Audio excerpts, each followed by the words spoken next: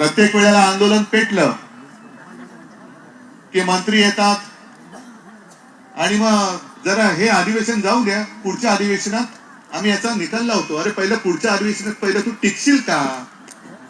तुझं सरकार राहील का? तुला दिल्लीतनं जसं बोललं जातं करावं लागतं तसं तू करतोस. मी नागपूरच्या अधिवेशनाच्या काळात तिकडे नागपूरला होतो, त्यावेळेला मला ते जुनी पेन्शन योजनेसाठी ती सगळी नेते मंडळी आली आणि त्यांनी मला आमंत्रण दिलं. मी गेलो तिकडे आणि तिथे जे मी बोललो तेच तुम्हाला सांगतोय की जर आपलं वर्षाताई, तुम्ही माझ्या मंत्रिमंडळातल्या सहकारी होत्या, आणखीन काही सहकारी इकडे असतील, काय झालं की कोरोनाचं संकट टळलं आणि जरा कुठे कामाला सुरुवात करतो तेवढ्यात माझ्या ऑपरेशनचं खटलं निघालं. त्यातनं जरा कुठे उभा राहतोय तेवढ्यात त्यांनी गद्दारी करून आपलं सरकारच पाडलं. पण सरकार पाडलं नसतं तर तुम्हाला आज आंदोलनासाठी इकडे यावं लागलं नसतं. माझा